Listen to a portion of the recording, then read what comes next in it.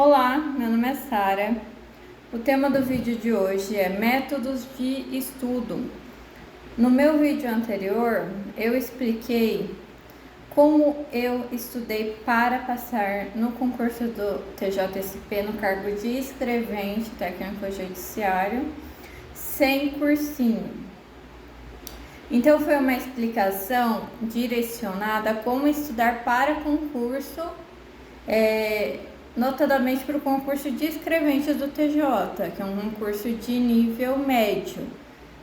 Isso não significa que a estratégia que eu usei para estudar para o concurso do TJ serve para qualquer outra forma de estudo, né? Então, tudo vai depender de qual é o seu objetivo ao estudar. Então, eu estou cursando Direito, estou finalizando o segundo semestre do curso de Direito. E para a faculdade, eu considero úteis outros métodos de estudo.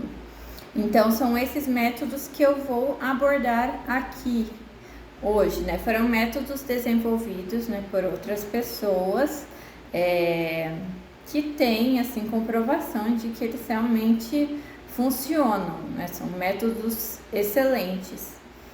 Então, o primeiro deles é o método Feynman, né, que foi desenvolvido por um físico, né, com esse sobrenome.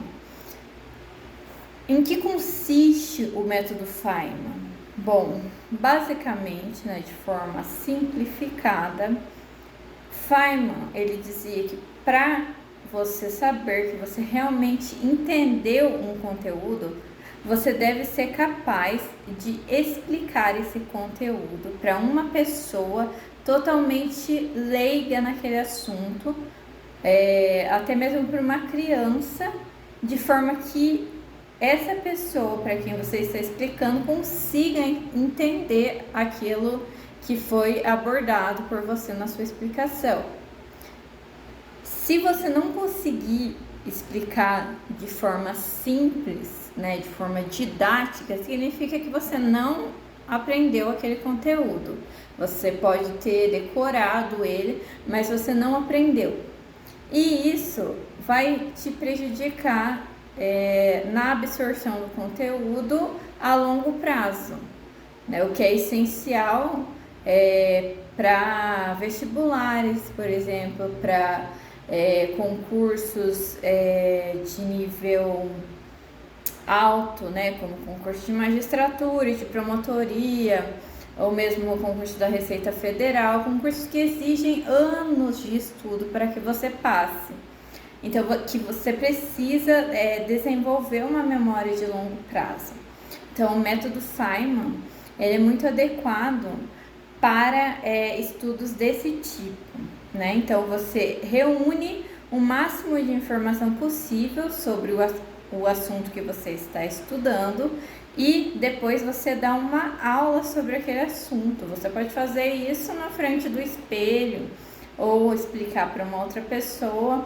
O importante é que você consiga elaborar uma aula sobre aquilo e explicar de forma simples, de modo que qualquer um, mesmo que nem alguém que não tenha conhecimento nenhum daquele assunto, consiga entender aquilo que você está explicando. Passando agora para o segundo método de estudo, que é o método Cornell. Esse método, ele ajuda na anotação do conteúdo. Então, quando você está numa aula, para que você consiga absorver melhor o conteúdo, você pode se valer desse método. Então, ao invés de você simplesmente copiar o que o professor escreveu na lousa, da forma como ele escreveu, ou da forma como está no slide, você não vai fazer isso. O que você vai fazer? Você vai dividir a folha do seu caderno em 3 partes. Na parte do canto esquerdo, você vai fazer uma linha, tá? Depois eu vou mostrar uma imagem, né, disso para ficar mais fácil de visualizar. Mas basicamente você tem uma folha, né, de caderno E aí você faz uma linha na parte esquerda do caderno. Na parte direita, né, que vai ser um espaço maior, vai ficar destinado para você escrever tudo que está sendo explicado sobre aquele assunto. Então, na aula, todos os exemplos práticos que o professor deu, qualquer informação complementar ou textos, palavras que você não entendeu, que depois você vai ter que pesquisar, você anota tudo. É como se você fizesse também ali um brainstorm, um conjunto de informações, assim, coletar o máximo de informações possíveis que o professor está passando ali na aula para você.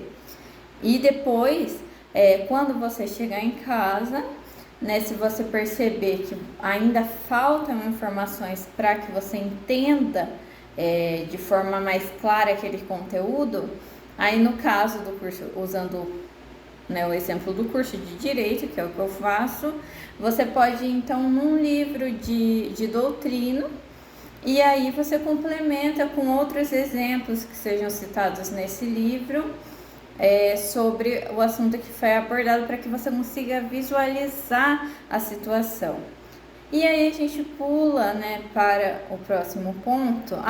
Só ressaltando, o método Cornell, ele faz a divisão do caderno em 3 partes. Eu expliquei 2 divisões, que são essa coluna da esquerda, a coluna da direita, que é uma coluna mais larga, e embaixo vai ser onde você vai colocar ali algumas palavras-chave sobre, resumindo, né, o assunto abordado naquela página. E nessa coluna que você separou da direita, que é uma coluna mais fininha, você vai colocar palavras-chave sobre o tema. Ou você pode colocar mesmo perguntas, né, elaboradas por você mesmo, para depois você relembrar aquilo que está escrito na parte direita do caderno, que é onde tem o conjunto maior de informações, tá? Agora, relacionando então com o método Cornell, o que é importante fazer, né? Eu falei sobre você buscar na doutrina outros exemplos, ou você prestar atenção no que o professor está falando quando ele cita exemplos concretos, né, da aplicação do direito. Isso é fundamental para que você consiga fazer conexões entre a teoria e a realidade, porque ao fazer conexões entre a teoria e a realidade, a chance de você fixar aquele conteúdo é muito maior, e isso também vai te ajudar em provas, não só nas provas da faculdade, como em provas mais difíceis, né, que você vai passar aí por processos seletivos mais para frente, né, dependendo dos seus objetivos profissionais. Então é importante que você saiba como aquilo é aplicado na prática, né? Por isso que eu sou apaixonada pelo curso de Direito, porque é um curso que proporciona isso. Ele é um curso onde você consegue estabelecer melhor as conexões entre a teoria e a prática, não são coisas abstratas, né? Então, bom, além, né, de fazer essa conexão entre teoria e realidade, que também ajuda, né? Tudo isso que eu estou falando ajuda você a fixar o conteúdo a longo prazo, o que é muito importante, porque de nada adianta você estudar o conteúdo para que você vá bem na prova, e aí, depois que termina o semestre, você já esqueceu tudo que você estudou naquele semestre. E aí, quando você vai fazer uma prova, por exemplo, no caso do direito, né, a prova da ordem, depois de 5 anos, né, de faculdade, se você não lembra mais a maioria das coisas que você estudou, aqueles 5 anos foram praticamente perdidos. E isso é uma frustração muito grande, você ter que pagar um cursinho depois para você relembrar coisas que você já teve tempo de estudar de forma mais mastigada, porque você ficou 5 anos na faculdade.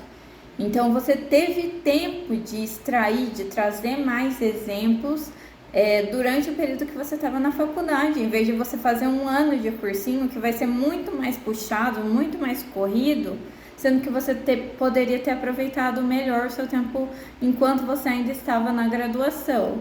né? Isso também, se você quiser prestar outros concursos mais difíceis, né? Depois da OAB. E, bom, agora em relação às revisões, né? Que também são importantes para fixar o conteúdo. Duas coisas que eu utilizo são questões, né? Como já mencionado no vídeo anterior, para a resolução de questões, eu uso o site QConcursos, maravilhoso, porque você pode filtrar, né, por disciplina, por assunto, por banca, por nível.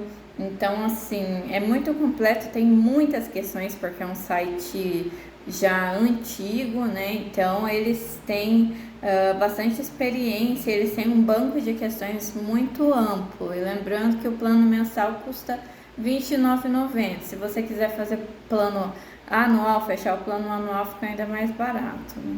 Parece que eu tô fazendo propaganda do curso, mas é porque realmente é muito bom, gente. Eu tô falando porque eu uso, entendeu? Esse é o meu quarto vídeo aqui no YouTube, então é óbvio que eu não tô sendo paga para divulgar nada, né? Eu só recomendo porque realmente é muito bom. E eu usei já desde quando eu passei lá no TJ, há muitos anos atrás. E além das questões, né, que são ótimas para fixar o conteúdo, um outro instrumento de estudo que eu gosto de utilizar são os flashcards, né? Então, o flashcard é basicamente você pega um cartãozinho, na frente você escreve uma pergunta ou coloca uma palavra-chave e atrás você faz uma explicação mais detalhada sobre aquele assunto. Só para que quando, né, de tempos em tempos, não precisa ter uma regra assim, não precisa fazer, não, eu vou fazer a revisão, né, a cada 7 dias, depois a cada 1 mês, a cada 6 meses, segundo aquela curva de esquecimento, porque isso é muito difícil de ser aplicado na prática, né? Acaba virando uma bola de neve e você não consegue cumprir, você fica em desespero. Então, assim, não precisa ser algo tão inflexível assim. Você, né, vai de acordo com a sua rotina, vendo quando que você pode ir passando por esses flashcards para eles irem te ajudando a refrescar, né, o conteúdo que já foi estudado. Então, são esses os métodos, né, que eu utilizo. Para mim, eles são muito úteis na faculdade.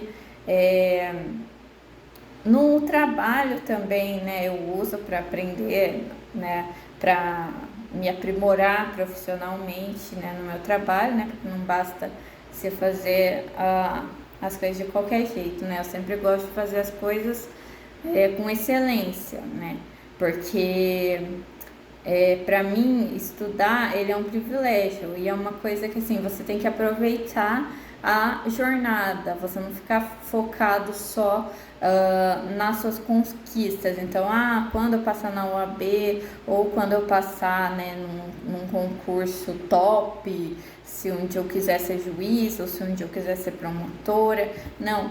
Pensa que o conhecimento que você está adquirindo, ele já é um benefício por si mesmo, entendeu? Você saber de algo já é útil hoje, entendeu? No presente. E o que a gente tem é só o presente, né? Essa é uma reflexão mais filosófica, né? Que eu poderia ficar horas falando aqui, porque eu gosto bastante de filosofia, mas aí fugiria do tema do vídeo. Mas é só assim para te ajudar a motivar, sabe, a utilizar esses métodos para que você realmente aprenda a matéria, né, para que você não só decore, para que não fique perdido aquilo que foi estudado, porque isso pode ser usado na prática hoje, antes de você ser um advogado, antes de você ter, né, o cargo dos seus sonhos. Então, essa é a mensagem final que eu queria deixar e esses são os métodos, né? Eu vou finalizar aqui só explicando a divisão, né, feita no método Cornell, né, do caderno, que é um método, né, de registro de anotações. Então, vou pegar aqui. Bom, Aqui nós temos, né, a folha do caderno. Aí você vai fazer uma coluna.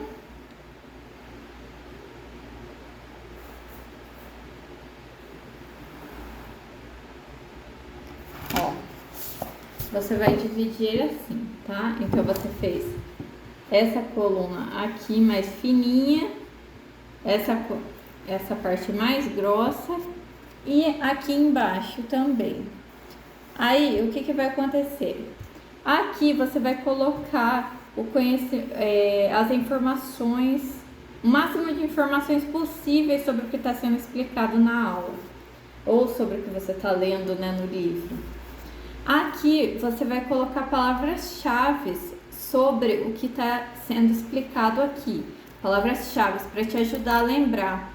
Porque aí você vê a palavra-chave e aí, né, quando você for revisar essa matéria, você lê a palavra-chave e você já explica, né, para você mesmo o que você lembra sobre aquilo. E aí depois, só se for necessário, você vem nessa parte do texto para ver se teve alguma coisa que você esqueceu. E aqui nessa parte de baixo seria um resuminho só, né, bem sucinto, né, do que foi explicado aqui em toda essa parte de cima. Na verdade, essa parte aqui eu nem considero muito necessária, né, pelo menos para mim, né, é uma opinião pessoal minha. Mas essa questão de colocar as palavras-chave e aqui colocar o máximo de informações possíveis é muito útil para mim nas anotações de aula, tá?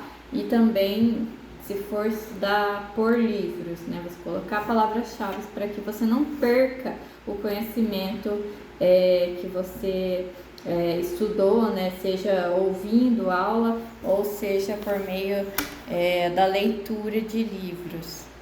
Tá joia? Então era essa a mensagem que eu queria deixar. Eu espero que ajude vocês e eu pretendo continuar postando outros vídeos. Então, se esses conteúdos, né, de estudo, eles estão sendo úteis para vocês e vocês têm interesse em continuar vendo mais vídeos desse tipo, eu peço que vocês se inscrevam no canal, né? Caso seja interessante para vocês, se inscrevam no canal, porque aí é uma motivação a mais, né, para eu continuar gravando vídeos e também para vocês ficarem cientes quando saírem vídeos novos, né? Se eu não me engano, eu sou nova no YouTube, mas assim, eu acredito que tem que ativar o sininho, né, para que, né, você tenha acesso a uma notificação quando eu postar um novo vídeo. Né, eu não vou me restringir só ao assunto de estudo, né, mas atualmente estou gravando mais vídeos sobre isso, mas eu também gosto de gravar vídeos sobre espiritualidade, sobre filosofia, né, são outros assuntos que eu também gosto bastante. Mas é isso, se você gostou, se inscreve no canal e ativa o sininho se for útil para você, ok?